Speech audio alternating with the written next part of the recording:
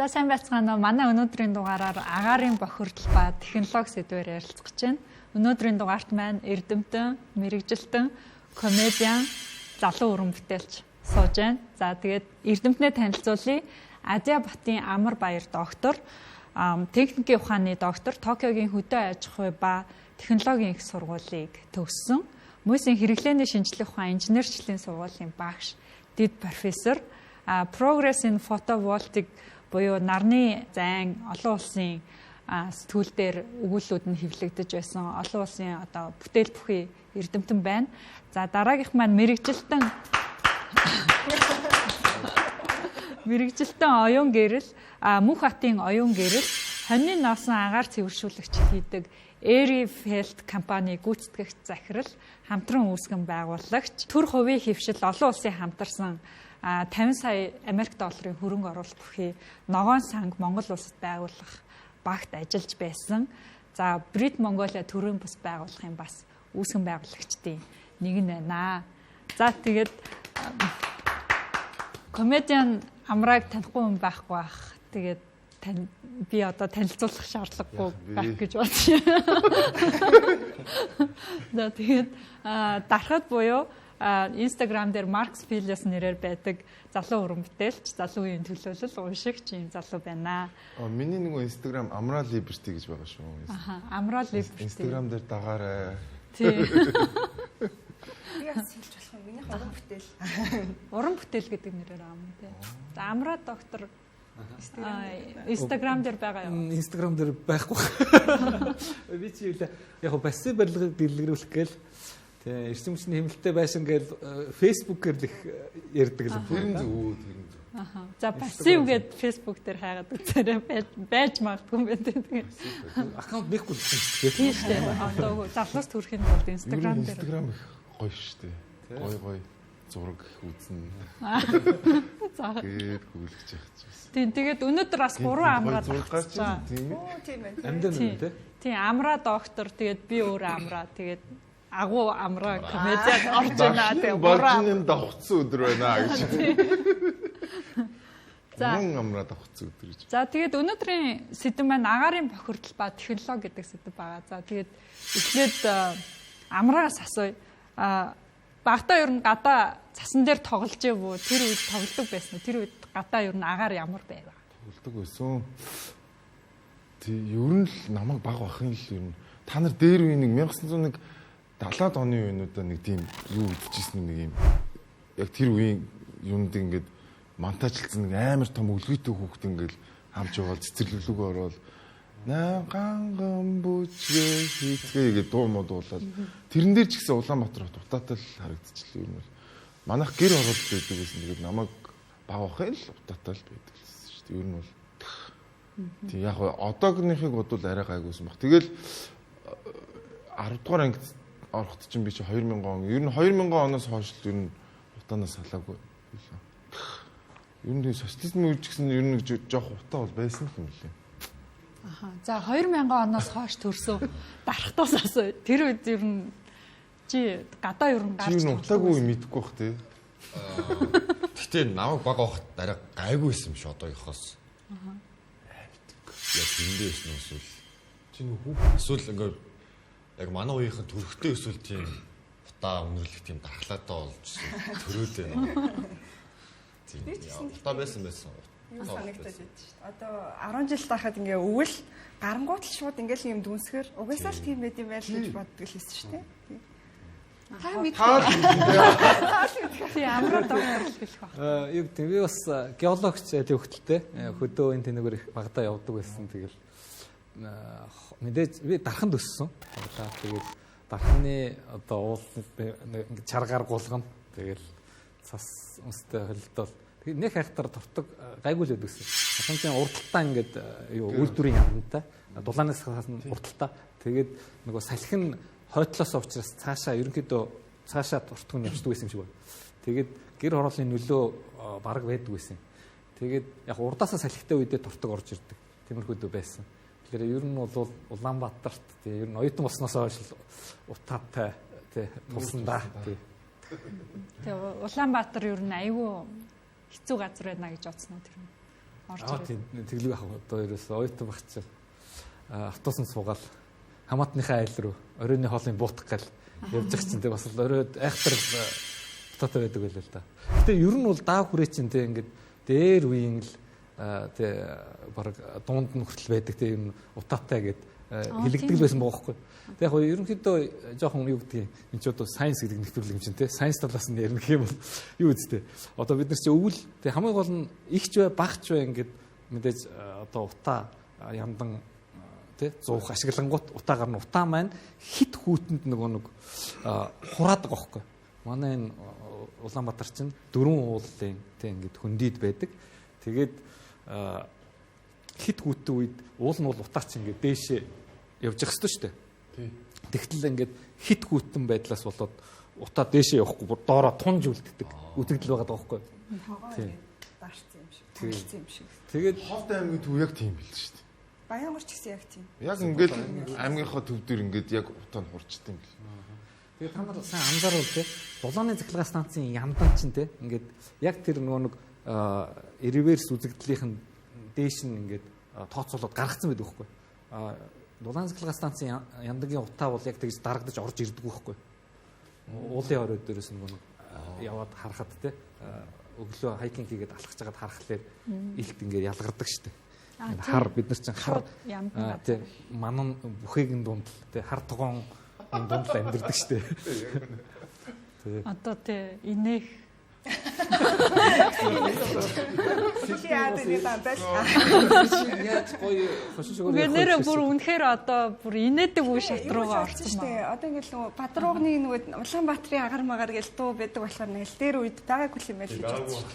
Хөрхийн манай үеийнхэн гэж Хамаагүй бага байсан. Одоо 2 сая хүн цуглараад утаа гаргах 3-400 мянган хүн утаа гаргах хоёр чинь шал өөр шүү. Намайг багахад л нэг 400 мянган хүнтэй л гэж яриад байдаг гэсэн. 90 оны их үед 300 гэж байгаа. Тэгэл 500 болвол явсан шүү дээ. Тэгэхээр чи тэр хоёр чи өөр л дөө байсан. QR гээд одоо олон улсын байгууллагаас гаргасан зураг байна. Тэгээд энэ дээр болохоор яг утаа ямар тэ PM2.5 буюу нарийн ширхэг тоосонцор улс орнууд ямар байгааг харуулсан. Тэгээ Монгол бол яг ингээд дундан сайхан ялгараад оранж улбар шар өнгөтэй буюу 55.4 хүртэл те ийм хэмжээтэй. Үгүй одоо энэ цэнхэр байх тусмаа ингээд агаар нь цэвэр байна гэсэн үг байхгүй юу? Тэгээ өнгө нь ингээд тодроод байх тусмаа агаар муутай байна гэсэн үг. Тэгээ манахаас одоо давж гарсан орн тэр доогуур байна улаан өнгөтэй. Тэгээд манах бол ингээд хоёр хөршөөгөө ингээд даваад гарсан ийм байдалтай. Тийм энэ 21 оны дата. Яг Монгол улс даяараа зөвхөн Улаанбаатар хотоор л яаж байгаа. Аймгийн төвд бүгд бүр амар шидүүлсэн. 10 хэрлөө амар утаатай байлээ. Ховд бүр амар байлээ. Би бүр ховдыг бүр гайхаад ховдод очсон чинь бүр ингээд ховдын төв талбай дээр өглөөдөө тэгтээ тэрсмэ. Бүр ингээд 20 метрийн цаатах харагдах болт юм чи бүр ингээд манан бууцсан. Одоо ингээд сууж байхад энэ хүн харагдахгүй. Тэгээ арай ч ийм зайд бол харагдана. Нэг 20-30 метрийн зайд бол харагдахгүй шүү. Тэг Улаанбаатар чи яг нөгөө нэг одоо сайжруулсан төлөвлөлт байна шүү дээ. Тэнгүүт аймагуудад түүхийн өөрчлөлт байхгүй. Тэнгүүт яг бидний нэг хэдэн жилийн өмнөх шиг юм хав хар утаатай. Одоо бол арай бид хэдийх саарл арай цайвар өнгөтэй шүү дээ. За энэ дээр амар баяр доктор энэ дэлхийн бусад улс орнуудтай харьцуулахад манайх одоо ийм төвшөнд байна. Энэ дээр ямар бодолтой байна вэ? Тэгэхээр одоо хамгийн тодорхой жишээ бол бид нар Бээжинтэй харьцуулж харах асуудал байгаа байхгүй. Бээжин чинь 2017 онд одоо бүр дэлхийн технаар мэдээнд ороод те одоо агаар амх хүртэл маш өндөр байна гэд яригдчихсэн. Тэгээ тэрнээс хойш 2-3 жилийн дотор маш цэвэрхэн болсон байхгүй. Тэгээ нөгөө арга хэмжээгээ тууштай авч чадчихна гэдэг нь тэгээ бид нар ингээд асуудал тулгарсан тохиолдолд тэрийг яаж давж гарах вэ? Цаана гарахын тулд те технологийн ямар асуудал байх вэ? За зохион байгуулалтын ямар асуудал байх вэ? Тэгээ улс төр талаасаа ямар шийдэл гарах вэ гэдэг ингээд тал талаасаа зэрэгцэж ажиллах талын юм дээр бол тутмаг яваад байгаагийн. Тэгээд тийм учраас ингээд улаагаад үлдчихэж байгаа байхгүй хорон дундаа тийм. Тэгэхээр тэр хятадын жишээг бол их мундаг нь одоо бид нар бол ахын утаандаа дарагдчихад байгаа. Үйлдвэрийн утаа байсан шүү. Тийм Бээжингийнх бол үйлдвэрийн утаа байхгүй. Тэгээд нэг эрх өгсөн байгаа байхгүй. Яндангуудыг дуранддаг эрх. ингээ харж байгаа за одоо аль үйлдвэрийн ямар яндан өнөөдөр ямар утаа гаргаж ийн гээд тэгээд тэр үйлдвэрийг шууд зогсоодог, хаадаг, эрхийг өгсөн байгаа байхгүй. Тэгээд 2-3 жил ажиллахад л ерөнхийдөө цэгцэрч байгаа байхгүй. Тэгэхээр одоо юу гэдэг бид нар одоо тулгарч байгаа асуудал дээр анхаарал төвлөрүүлээд тал талаас нь ажиллах энэ юу тутмаг байна уу даа л гэж бодож байна. За энэ Brit Mongolia гэх төрийн бас байгууллагын олон улсын төрийн бас байгууллага байгаа. Энэ төрийн бас байгууллагын гаргаж ирдэг газрын зурган дээр бол яг Монгол орон даяар байрлаж байгаа тэр агаарын чанарын индекс харуулдаг багчууд дээр ямар одоо агаарын чанарын индекс гарч байна гэдгээр нь харуулсан байна. Тэгээ өчигдөр оройны байдлаар бол өнөөдөр 10 сарын 10, тэгээ 10 сарын 9-ний байдлаар бол тэгээ Америкийн элчингийн тэр хавьд одоо яг хотын төв хавьдаа бол бүр ингээ улаараад 152 буюу тий агаарын чанар эрүүл мэндэд бүр аюултай хэмжээтэй гэж ингэж гарсан байгаа байхгүй. Тэгээд ер нь бол Улаанбаатар хот өнөөдөр 10 сар тий баг ингээ юмаа түлж эхлээгүй байхад л ийм байдалтай болцсон байна. Тэгээд энэ дээр оюун гэрэл мэрэгжилтэн ямар бодолтой байна? Ер нь агаарын бохирдлыг миний бодлоор яг зөвхөн нэг яг одоо юу гэдэг гэр хороол гэл би тэд ярьсан шүү дээ. Яг гол одоо 80% нь агаарын бохирдлын гэр хороолоос гарч ирээд байгаа. Тэгэхээр надад бол ингэж санагддаг. Одоо яг агаарын бохирдол гэж зөвхөн харахгүй яг гэр хорооллыг бүхэлд нь асуудал гэж хараад тэгээд одоо оросоцжуулах төлөвлөгөө гэл ингээл амар олон жил яваад байдаг нөгөөтг нь болтгоч юм уу те. Тэгэхээр ингээд ийм жоохон төлөвлөгөөтэй яг түрүү одоо яг хэлснийг давтаал хэлээ да тий. Одоо оросоцжуулах талаасаа ч юм уу эсвэл оросоц бүтэхгүй байна одоо байшин барья тэр нь пассив байя гэдэг ч юм уу тийм талаас нь ийм нэг юм том дид бүтцийн асуудлуудаа шийдэж явах хэрэгтэй. Гэтэл одоо бид тэгэл дахиад дулааны одоо станц нь бүтэхгүй тий. Ингээд одоо өвөл баг хөлдөж өгөх нь яах нь гэж бодож сууж шít. Нэг талаасаа тий нөгөө талаасаа болохоор яг агаарын бохирдол бол гэр хорооллын асуудал гэдэгт ер нь бид нар 700 мянган хүний эрх ашиг ярьж байгаа хгүй тий. Тэгэхээр энэ дээр яг одоо галгаа хийж байгаа тэр айлууд дотор агаарын чанар амар муу байгаа. Тэгэхээр яг хүмүүс өөртөө ингээ хамгаалах тийм арга замуудаа одоо сайн авахгүй бол одоо ингээ эрүүл мэндийн нийт эрүүл мэндийн судалгаа бодол амар шүү. Тэгэхээр би бол ингэж бод ер нь хүмүүс одоо яг гэр хороолт галгаа хийж байгаа айлууд бол хүүхдээ яг галгаа эхлэх үед ингээ гаргаад тавьчмаар юм шиг. Гадаа амар агаарын бохирдолтой ч гэсэн яаж ч утсан доторхыг гүцэхгүй. Тэгэхээр ер нь бол гадаа тоглуулж байгаа. Тэгээд за галгааных нь үед нөгөө агаарын бохирдол ингээ өссөн шүү дээ. Тэг ингээ амар өсөнгүүтлээ буурчдаг байхгүй. Тэг яг тэр буурж байгаа үед нь оруулж ирээд нэг 20-30 минутын дараа ороод ирэх юм бол баг хүүхдийнх нь уушиг хамаагүй ээлтэй тийм л юм байна. Надад зүгээр ингэж боддог юм. Бид нар одоо ингээл байнга ер нь Монголд болж байгаа ихэнх асуудал нөгөө ингээл асуудлаа л яриад байдаг шүү. Тэр цаад углуурах шалтгаан нь юу гэдгийг эхлээд амар сайн харах хэрэгтэй юм шүү. Миний зүгээр харж байгаагаар манай Монгол улс маш олон жил маш хямдхан төрштэй байсан цахилгаантай байсан. Тэгээ тэр нь зөвхөн төрийн монопол. Тэгэд энэ асуудал чи өөрөө ингэж даймжирч угжирч явсаар байгаад бусад өөр альтернатив гарах боломжийг ерөөсөө олохгүй байгаа байхгүй. Одоо манай биднэрт өгж байгаа цахилгаан дулаан чинь гаргаж байгаагаас хямдханаар өгч байгаа байхгүй. Тэг үнийг ингээ хүчээр барьсан. Жишээлбэл энийг бизнес болгоод те өөр альтернативууд гаргаж ирэх гэхээр ямарч боломж байхгүй. Тэнгүүтээ тэр одоо гэп байгаа шүү дээ. Одоо яг одоо гарч байгаа зардал чинь одоо зардлаас нь бага нийлүүлж байгаа бол тэр зардлыг бас нэг юм нөхөх ёстой үстэй. Тэр нь татвар төлөгчдийн мөнгөөр нөхдөг. Тэгээд ингээд бөөндөө ингээд хамтдаа утаатайгаа хамт тэгээд ийм чанаргүй хамгийн хямдхан те ийм фейк те ийм хуурамч худлаа ийм орчинд бид нэг ингээд амьдруулад байгаа. Жишээлбэл одоо ингээд жижиг дид станцуудын одоо төслүүд ингээд Францын компаниуд хийгээ ороод ирж байхад үгүй бид нар ийм хямдханаар угаасаа дулаан цахилгаанаа нийлүүлдэг учраас наадах чинь боломжгүй. Тэгээд тэр компаниудыг маш өндөр одоо лиценз одоо юу гэдгийг те тусгай зөвшөөрөл нэгдэг те. Одоо жишээлбэл төр ингээд бүх ийм том ийм асуудлыг төр ингээд ийм механик замаар шийдэх гэхээс илүү хувь иргэдийн өөрсдөө санаачлагаар гарч ирсэн альтернативууд илүү энэ асуудлуудыг шийднэ. Одоо жишээлбэл тэр пассив хаус гэл тий хэрвээ ингээд дулаан чи үнэтэй болоод ирэх юм бол хүмүүс гэрээ дулаалаад эхлэнэ үстэй. Шүн цахилгааны үнгүй болоод тахлаар хин гэрээ дулаалахыг хүсгий юу юм. Үнгүй юм гэдэг чинь бүх юмыг үнгүүдүүлээд тэгээ үнгүй юм гэдэг өөрөө юу болгодог вэ? Бүх юмыг юм дампуур руу авчиаддаг. Үнтэй цахилгаантай, үнтэй дулаантай байсан бол хүмүүс ядчил тэ нөгөө байр маараа эхнээсээ дулаалаад эхэлнэ үст.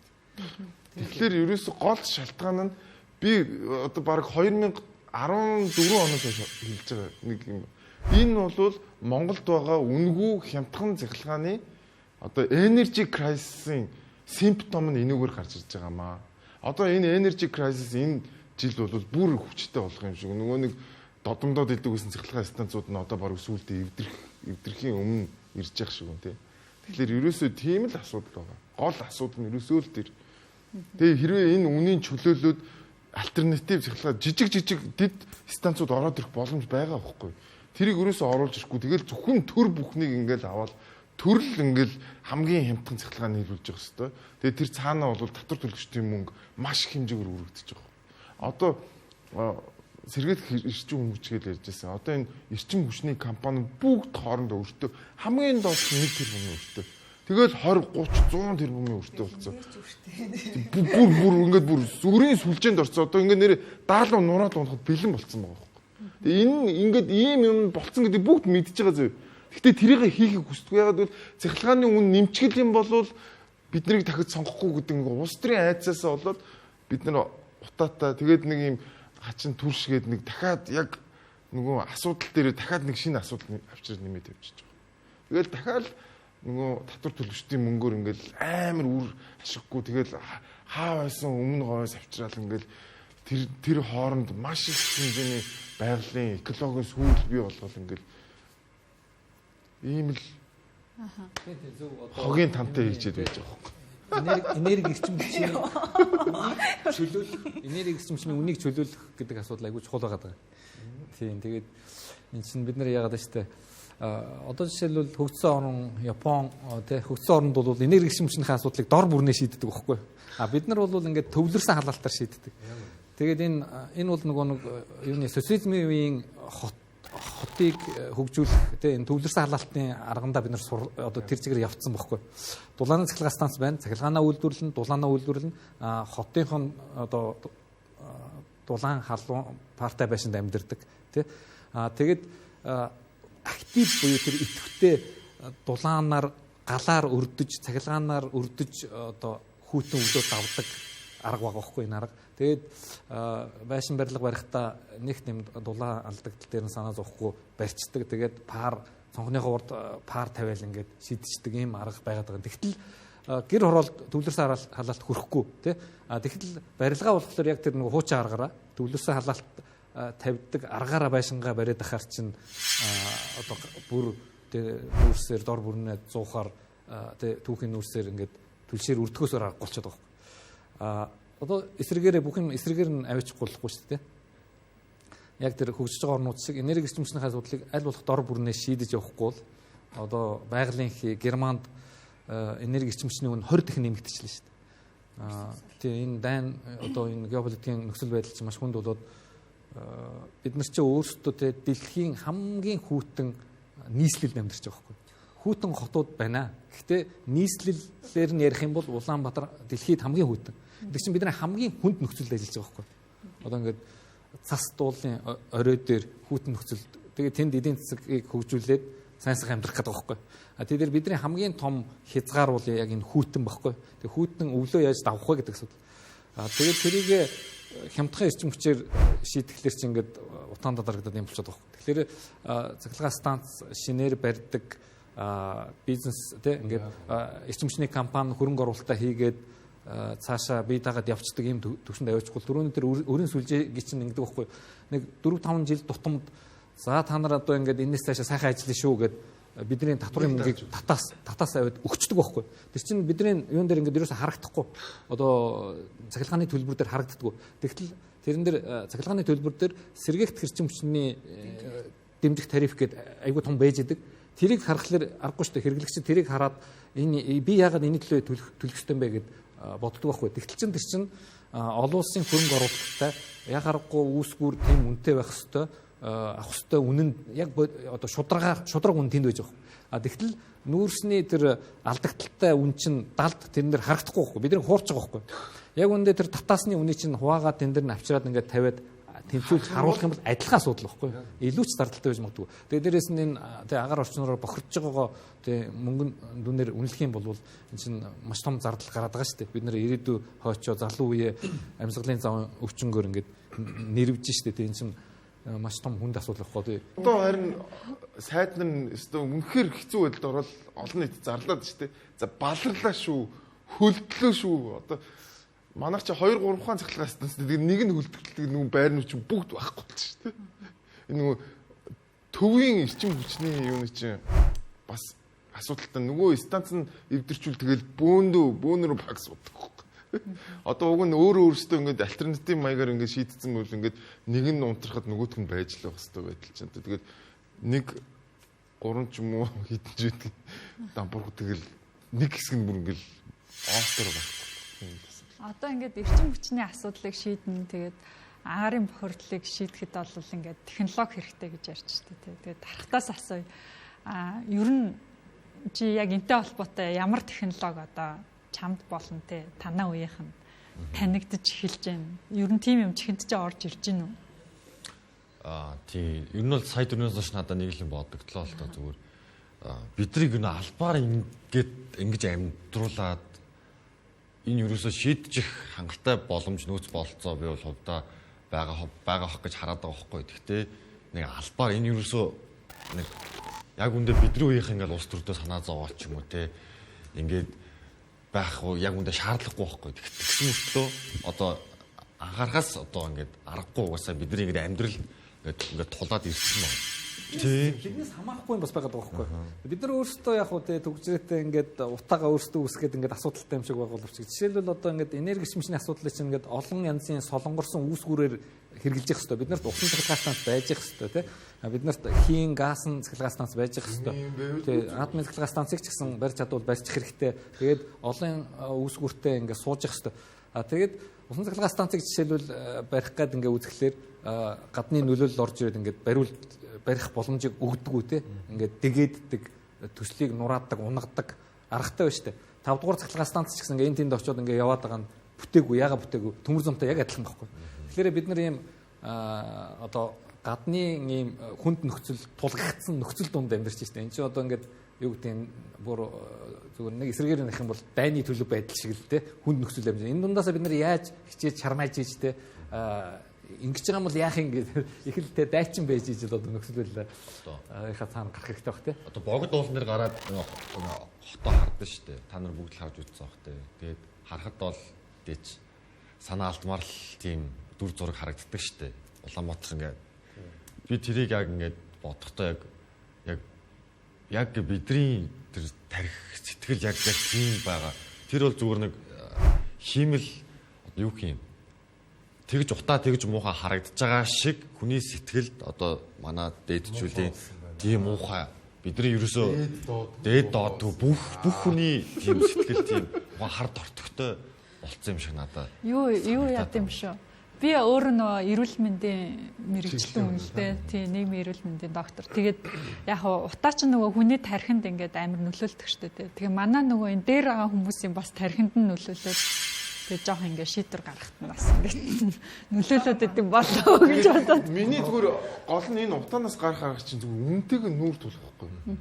Үнэтэйг нүүр тулна гэдэг чинь яг тэр цахилгааны үнийг яг үнээр нь явуулах л хэрэгтэй байхгүй. Уг нь бол тэгжээж эн чинь утанаас одоо цахилгааных нь үнэн шөндөө нойллогддгүй үнэтэй ороод ирэх юм бол энэ хүмүүс чинь цахилгаанаа хэмнэх гээд үзэн үсттэй гэр орноо дулаал нь үсттэй одоо тэр пассив хаус гэж юу гэдэг ингээд ядаж нэг 2 3 хүн очиж сонирхож шүү дээ. Мөнгө гэдэг чинь хүний карма гэдэг чинь хамгийн эмзэг зүйлүүд байхгүй.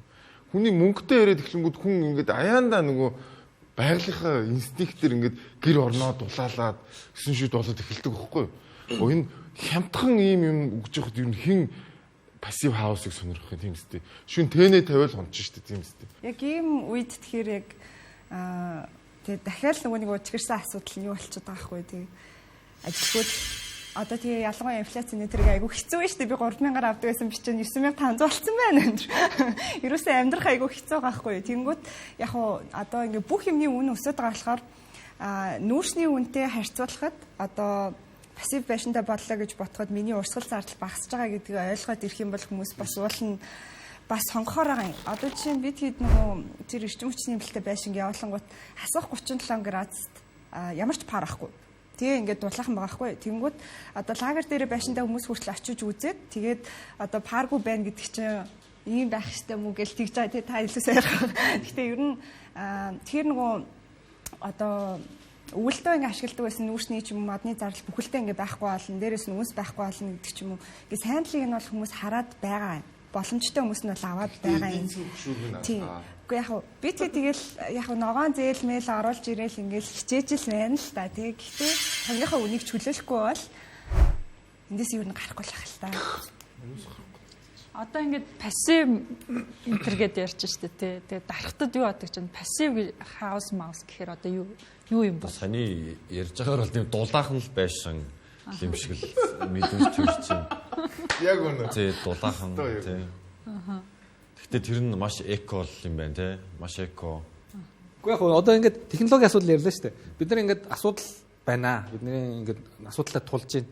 Тэгээд инженер хүн бол асуудал байх юм бол зог тусаад тэрийг шийдэх шийдлийг гаргаж ирж их одоо үүрэг хариуцлагатай хүн байдаг байхгүй юу. Тэгээд би өөрөө Японд инженерээр доктор хамгаалсан. Тэгээд инженерийн сургуулийн багш гэдэг утгаараа одоо манай нийгэм тулгарч байгаа энэ хүнд асуудлуудыг аль болох шийдлийг гаргаж явах гэж ажил хичээдэг.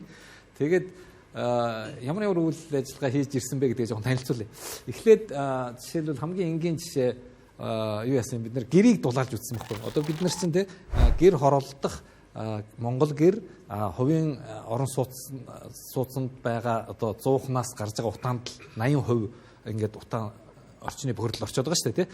Тэрийг яаж багасгахын тулд яах ёстой вэ? Нөгөө төвлөрсөн халаалт гэдэг чинь актив буюу галаар өрдөх арга шүү дээ. Тэгээ нүүрстүүлнэ гэдэг чинь актив арга байхгүй. Тэгвэл тэрний яг эсрэг нь юу байж болох юм гэвэл пассив байхгүй. Пассив гэж юу гэсэн юм? Итгэхгүй залхуурна гэсэн үг байхгүй. Ингээд зүгээр ингээд тууж ийн гэсэн үг байхгүй тий. Тэгэхээр яг тэр эсрэг талд нь гарах ямар арга байна вэ гэхээр тэр нь бол тэр дулааныг үүсгээд өрдөөд байх биш. Жохон ч гэсэн дулаан байвал тэрийг хамгаалаад байх тий. Хадгалах. Дулаанаа хадгалах гэдэг асуудал байхгүй. Тэгээ дулаан хадгална гэхээр жоохон хэцүү. Дулаан ингээ 3 янзаар ийш тийшээ сарндаг байхгүй. Энэ одоо байгалийн үзэгдэл хэцүү шүү дээ тий. Ингээд дамжууллаар бид нэр хүүтэн төмөрөн дээр өглөөр гар хайрдаг шүү дээ. Энд чинь дамжууллаар алдаг. За тэгээд цонхны ойр хүүтэн цонхны ойр ингээд сэвэлзээд идэг тий. Энд чинь конвекцээр буюу тэнд ингээд хүүтэн газар агаар очиж хөрчөөд ингээд эргэлдээд агаар хий усан төлөвөөр ингээд энергийг дамжуулцдаг хэлбэр. Нөгөөх нь ийм одоо дулаан долгионоор цацрагдаг. Тэр нь одоо ингээд нар одоо бид нар руу гоё энергиэр ингээд төөндөг шүү дээ. Нүүрс одоо ингээд улаасцсан нүүрс хүртэл ингээд нэг зайнаас төөнөд идэг шүү дээ. Тэр чинь ингээд яг цахилгаан сорилзон долгион хэлбэрээр ингээд тий ирж байгаа байхгүй. Тэгэхээр юм 3 янзаар энерги маань ингээд сарничдаг аюу хэцүү. Тэр дулааныг хадгалахад маш нямбай ажиллахгүй байхгүй юу? Монголын зүйр цэцэг байдаг да тий. Тэвний чинээ нүхээр тэмэнжинэ жавар гэж хэлдэг. Тэгэхээр ер нь бол дулааныг хамгаалъя гэх юм бол зай завсаргүй битүү байх хэрэгтэй. За зузаан дулаалгатай байх хэрэгтэй гэдэг ингээд ажлууд гарч ирнэ. Тэгээд тэр пассив барилга гэж яриад байгаа нь болохоор 5 зарчимтай байдаг. Тэгээд тэрийг хэрэгжүүлээд явбал болох ёстой маа гэдэг юм яриад байгаа юм. Ер нь бид нар ингээд төвлөрсөн эрх мэдэлд ингээд асуудлуудыг шийдвэрлэхээр хайна гэдэг өөрөө аюул буруу юм байна гэж бодсон. Төвлөрсөн эрх мэдэл яадаг вэ гэхээр илүү улс төрийн шийдвэрүүд гаргаад идэг. Түүнээс яг ийм амьдралтай шийдвэр гаргадаг. Дээрээс нь төвлөрсөн эрх мэдэл яадаг вэ гэхээр бүх төрлийн одоо энэ амьдрал чинь хэдэн мянган төрлийн янз бүрийн амьдралын хэм маягуудыг бүгдийг хамруулж чаддаг. Өсрөөл нэг 100 нөгөө инфляцийг нэг 100 бараа бүтээгдэхүүнээр л авдагтай адилхан. Гэтэл тэр гэр хороолт чи 9 шидийн айлууд папришиг төлдөг айл байгаа, нүсээ төлдөг айл байгаа, 9 шидийн айлууд байгаа байхгүй. Тэр болгоныг ингэж авч үзэж чаддаг.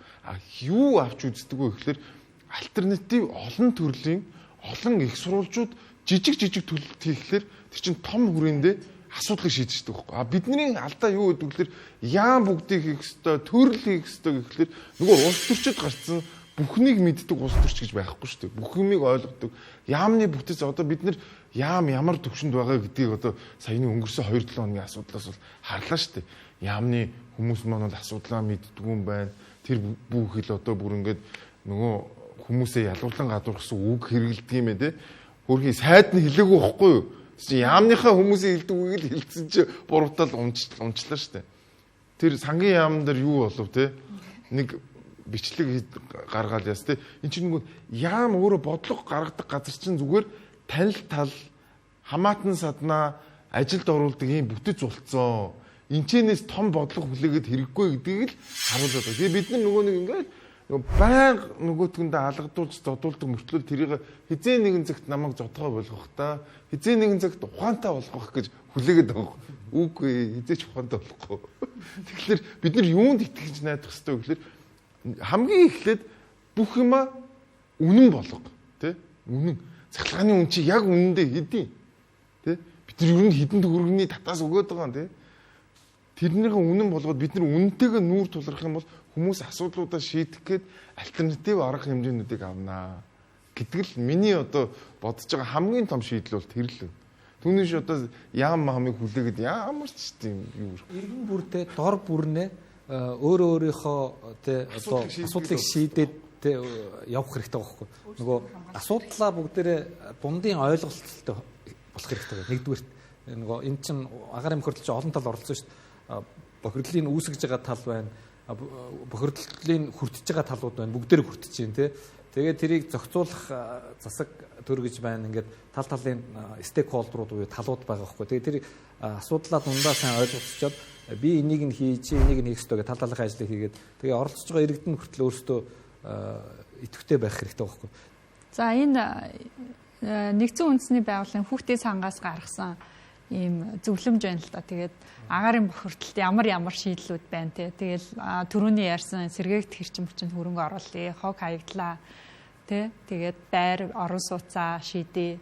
За ногоон байгууламж ингээд те нийтийн тээврээр ингээд шийдъя гэд ингэж зөвлөмж гаргасан байна. Ер нь амраагаас асууя. Амраад ер нь сүүлийн үед ингээд янз бүрийн технологи гараад те агаарын бохирдлын талаар технологи гараад байгаа, шийдэл яригдаад байгаа. Чамд ер нь ямар нь таалагдаад энэ ер нь их боломж юм байна гэж бодож байгаа.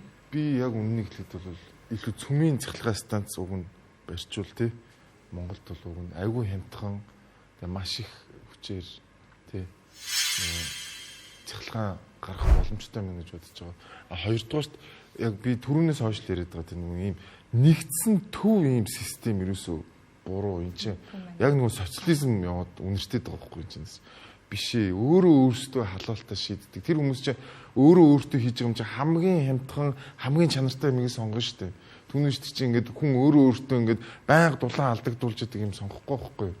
Тэгэхээр энэ бололцоог хүмүүст нээж өгөх л тэр л хамгийн том.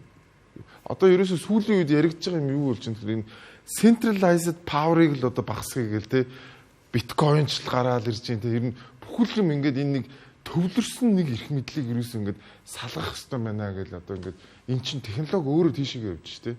Одоо энэ засгийн газар гэдэг юмны чинь оронд бид нар ингээд блокчейнийг ашиглаад бид нар ингээд санал хураагаад те шууд ингээд нөгөө ардчлалынхаа системийг ингээд бүр илүү төгөлдршүүлэх боломжтой байна. Блокчейнийг ашиглаад бид нар сонгуулаа өгж болж байна те. Блокчейнийг ашиглаад бид нар солилцооны хэрэгслээ шийдэж болж байна гэдэгтэй адилхан бид нар яг тэрний эсрэг зүйлийг хийгээд байгаа байхгүй ингээд улмал төвлөрүүлээл улмал 2-3 цахилгаан станцаас хамааруулаад улмал нэг л хүн бүх юмыг мэддэг болов те. Нэгдсэн үндэсний байгууллагаас ингээд аягүй гой зөвлөмж өгдөг. Би одоо ингээд нэгдсэн үндэсний байгууллагын Монголд өгж байгаа за IMF-ийн өгж байгаа энэ зөвлөмжүүд ингээд хардаг байхгүй. Ер нь Монголын амьдралаас аягүй тасарсан. Одоо жишээлбэл энэ сэргээгт хэрчим хүч гэдэг чинь аягүй өндөр зардалтай хэрчим хүчний их усрууд байхгүй яг үндэ. Одоо энэ салхин синс тэгэл нарны панелууд ч аягүй үнэтэй шүү дээ. Тэ? Одоо нүүрснээс бол хамаагүй үнэтэй байхгүй яг үндэ. Тэ ингээл аягүй үнэтэй юмнууд ингээд санал болгох чинь. Тэгээ манай Монгол улсын дотоодын нийт бүтээгдэхүүн хийдвүлээ. Тэгээ яг хөө төгрөгөөр ингээл амар өсөд байгаа юм шиг мөртлөө ингээд доллараар ярингууд нэг 10 тэрбум дээр одоо зогссон. Тэгээд 10 тэрбум ч одоо багасч байгаа шиг байна. Тэр 10 тэрбум болохын тулд одоо байнга жил болгон зээл авч байгаа байхгүй. Бонд гаргаад гадагшаага зээл аваад яваад идэг тэ. Ингээл харахад айгүй сайхан. Тэгтээ манай Монголын амьдрал тасархай. Яг үннийг хэлэхэд те. Бидний одоогийн шийдэл юу гэхээр альтернатив олон янзын моноцентрист шүү дээ. Нэгэн газар төвлөрүүлдэг биш. Олон янзын центртэй жижигээр асуудлыг шийтгэл тийм л болцоо байна. Энийг ингээ харахад гоё байна. Гэхдээ бидэнд мөнгө нь байхгүй энийг хийх. Яг үнэндээ. Одоо энэ жил бүр бага болж байгаа мөнгө маань. Одоо дахиад гадагшаага бонд гаргана гэж юм дотооддоо дахиад бонд гаргана гэж нэг төсвийн хууль яриад ингээ нүдэн дээр ингээ бодит байдал чи харагдаад байна шүү дээ. Уг нь сайхан гоё байна те. Гэхдээ бидэнд мөнгө нь байхгүй байна. Эсвэргээрээ бүр нэг тэнэг санаа байна. Одоо геофизик юм шүү дээ тий. Одоо газрын гүнээс доошоо ус амьдэрч болж байна. Доошоо явах тусмаа дулаахан болдог шүү дээ. Ер нь ингээд хүүтэн хот чинь метрогоор хоорондоо тий метро их гүн метро хэрэгэлдэг. Нөгөө гудамж хоёр офисын хоорондох залгаасууд энэ төр доогуура явдаг байхгүй юу? Дулаахан. Өвлийн үдэнд гадаа дарах шаардлага байхгүй. Зүгээр ингээд одоо Хоккайдогийн бизнесмэнүүд бол ингээд юутаага костюмтэйгээ явж идэг. Тэгээ яагаад тэгж чадж ийнү гэхэлэр ингээд байшингуудын хооронд доогуур ингээд явгууны замаар явцдаг байхгүй. Японч хөөрхөн тий. Бас галтуулаараа халаачих байгаа. Тэр шиг тий. Нэг бол ингээд бүр газар доороо орж амьдэрч болж байна. Нэг бол бүр уулын аманд очиод ингээд тий пассив байшин барьчаад ингээд амьдрмаар. Алин дээр. Миний одоо сүүлд би ч бас ингээд геофизикээр сурч байсан. Миний ингээд сүүлд харж байгаа бүх юмны үндэс нь ерөөсөө л эдийн засгийн үр ашиг байд юм. Яагаад тэр төвлөрсөн тэр халаалтын систем рүү явах гэхээр хямдхан байгаа байхгүй. Хямдхан юм чи бүгд дайрна шүү дээ чинь тийм үстэй. Тэр чинь үнэтэй болчих юм бол тэрнээс чи бүгдээрээ дайжаад цухтаад алга болно шүү дээ. Яагаад хотууд одоо чинь Америкийн хотуудад хүмүүс амьдрахгүй хотын захад амьдраад хотын төвдөө үнэтэй байгаа байхгүй. Тийм учраас тэр чинь хотын зах руу яваад бүгдээрээ тэр бодлого гарсан гараагүй бүгдээрээ ингээд дайжаад алга болчихж шүү дээ. Одоо жишээлбэл яг Нью-Йоркийн хажуу талд те юу лээ Виржиниа үлээ те мууж тийч чи хамаагүй хямдхан юм тэнгүүд Нью-Йоркоос очиж юм худалдаж авч явах шиг те гих мэтчлээ ингээд нөгөө тэнгүүд чи ингээд нөгөө бүх хүмүүсийн мөнгөөр хямдхан ингэж амьдруулдаг байгаа байхгүй тэнгүүд чи нөгөө хүмүүс чинь нөгөө бетоны ширэнгээл нөгөөтг нь чинь дунд аваач тавих гал те нөгөө юм аваачаад барьчих юм бол хямдхан халаалт авчихна үнгүү цахилгаанаа яачна гэл нөгөө хэл тэр байшингууд ч ирсэн ингээл 10 метрийн зайдал ингээл бөөнөр нэгнүүлээ бариад байгаа юм. Тэр чинь хямдхан байгаа юм чи хямдхан юм руу хинч тэмүүлнэ шүү дээ. Ер нь гэхдээ эдийн засгийн суур шалтгаан бол ихэнх юмны шалтгаан байт юм шүү. Ямар ч гоё ID байж болно зөв. Гэхдээ тэрний цаана эдийн засгийн хувьд боломжтой. Метро барина л гэдэг байгаа тийм. Метро барьчвал гоё. Сонсогдсон уу? Гэхдээ эдийн засгийн үр шиг байгаа юм уу? Тэр зүйл эдийн засгийн үр шигтэй юм уу? Биднэрт тэрийг барих мөнгө байгаа мó гэдэг чинь хамгийн том асуулт байна. Манайхан болохоор ингээ нэг гоё юм болчихлоо ингээл өстө бүгдийг ингээл гоё болгоё гэж бодож байдаг. Гэхдээ бүх юмны цаана эдийн засгийн шалтгаан байдаг гэдгийг л хүмүүс ерөөсөө олж хардаг. Одоо солиушн шийдэл ярьж байгаа шүү дээ бид нар. Шийдэл яриад байгаа хөх те. Утаанаасаа яаж салах вэ? Түгжрээсээ яаж салах вэ гэдэг шийдэл ярьж байгаа. Тэгэхээр нөгөө шийдлүүд бол бас ч гэж те түрүүний за гэрээ дулаалдаг шийдэл байна. За орон сууцаа дулаалдаг пассив технологи зарчим байна. Юмнууд байгаад байгаа хөөхгүй тий. Тэгээд өөр юу байна вэ гэхээр яг түрүүний ярьж байгaalсан тэр эдийн засгийн хөшүүргийн асуудал байхгүй.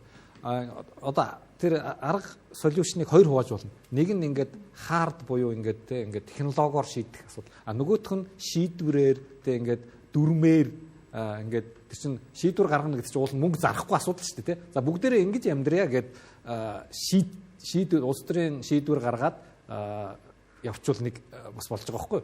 Тэгээд тэр шийдвэрээ хэрэгжүүлэхийн тулд одоо эдийн засгийн хөшүүргүүд хэрэглээд те баг зүйлээр их зүйлийг ингээ хөдөлгөх хэлбэрээр урамшуул өгөө те дагуул хотод очиод эцэмшний хэмнэлттэй байшин бариад утаагаар яндангуу байшин бариад амьдрах юм бол тэр зээлийг нь тэдэн хөнгөлөөд ийм ногоон зээл ингээд өгё гэдэг ч юм уу те. Тэгээд тэнд залуучууд те одоо залуу гэр бүл утаанаас гармаар байгаа шүү дээ бүгдээрээ гармаар байгаа байхгүй заавалчгүй энэ хотын дунд байшин авах биш хотын цагад тэгээ эцэмшний хэмнэлттэй байшин авдаг ч юм уу те ингээд хард шийдлийг софт одоо шийдвэрээр тэгээ тэрийг эдийн засгийн хөшүүргээр те ингээд зөв зохион байгуулалт явах боломж байх ёстой л байгаад байна. Айгүйх байгаа шүү дээ. Өөрөөхөн бодчихсон юм аа. Яагаад бид нар эндээс гарч чаддаг болов? Одоо жишээ нь ингээд би бизнесээ одоо шууд хөдөө аваа гарчий гэж бодоод байсан байхгүй юу. Тэгээ хаашаа гарах вэ? Яаж гарах вэ гэл тэгэл яг гарах уу үгүй юу гэл тэгээ тэнгуут нөгөө бусад ингээ хамтарч ажилладаг газрууд нь бүгд хол. Тэгээ тэнгуут ингээ явахаргүй болчиход байгаа байхгүй юу.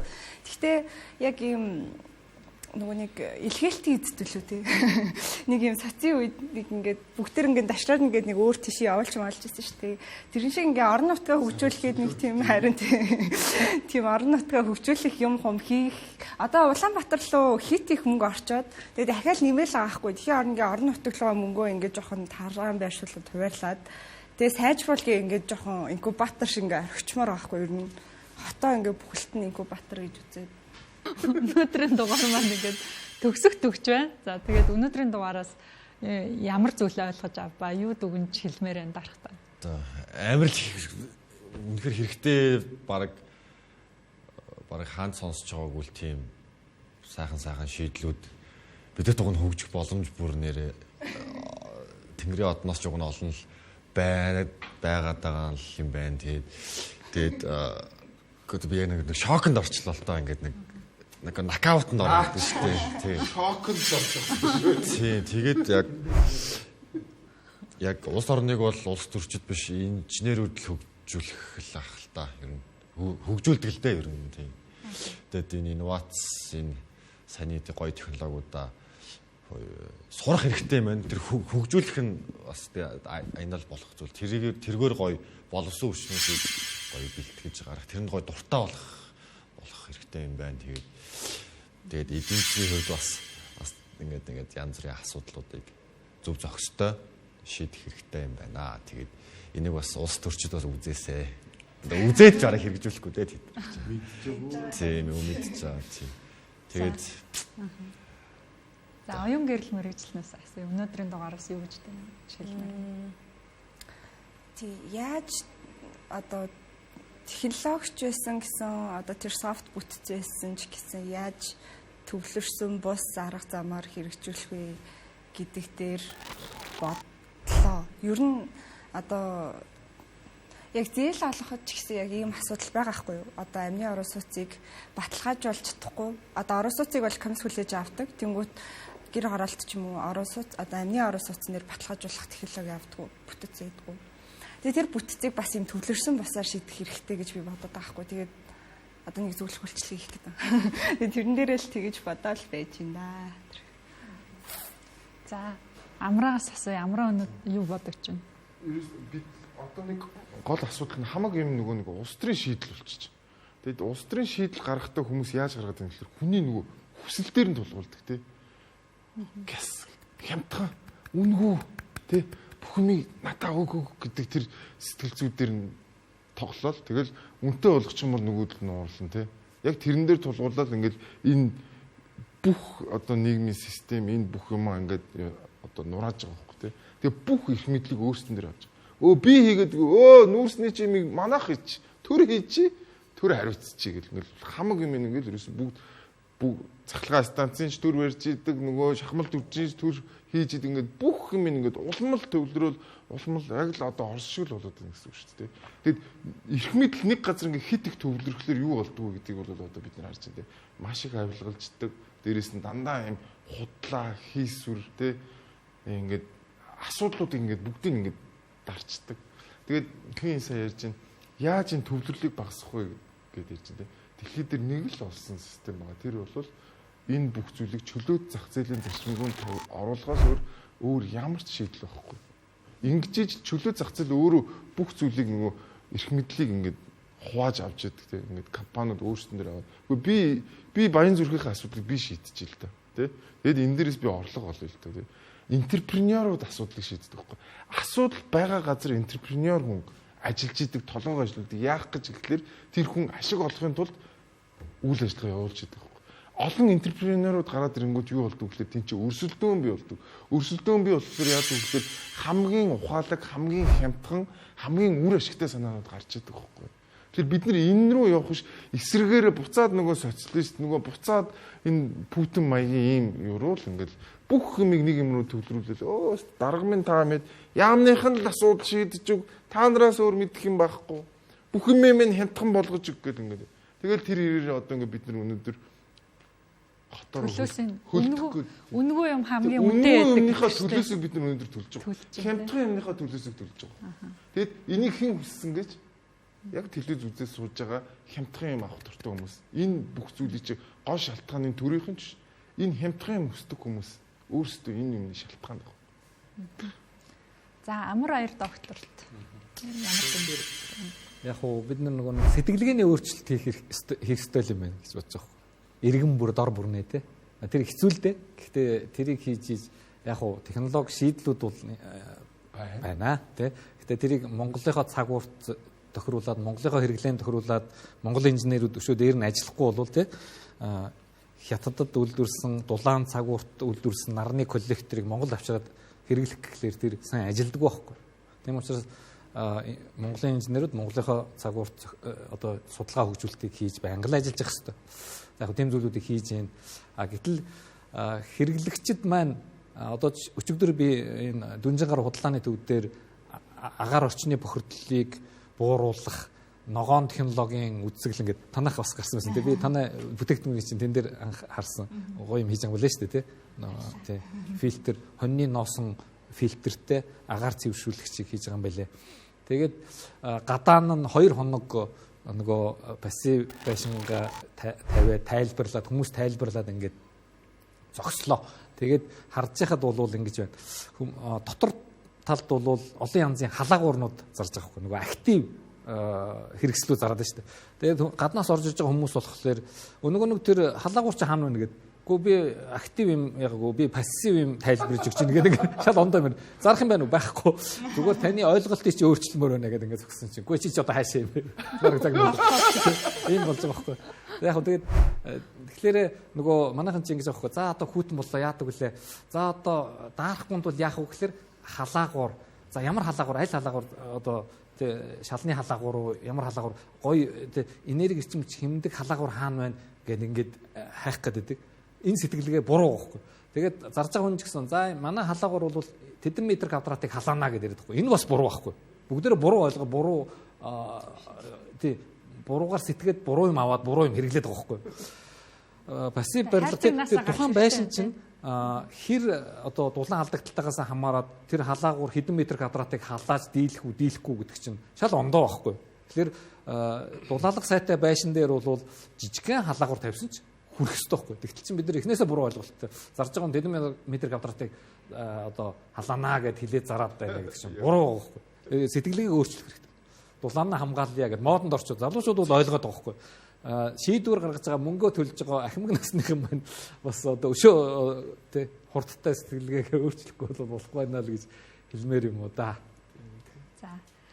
За өнөөдрийн сэдвэр агаарын бохирдол ба технологи сэдвэр ярилцлаа. Тэгээд энерги эрчим хүчний үнийг чөлөөлөх хэрэгтэй байна. Ер нь бол тэвний жинээ нөхөр тэмээн жинтэй тий жавар гар орж ирдэг. Тэгээд энийгээ бид нэр ойлгоод тэгээд бидний хэрэглээд байгаа тоог ямар үнэтэй гэдгийг үнээр нь мэдэх ёстой юм байна. Бид нэр өөрөөсөө үнэн байж тэгжээ цаашаа асуудлаа шийдэх ёстой юм байна. Сэтгэлгээгээ өөрчлөе.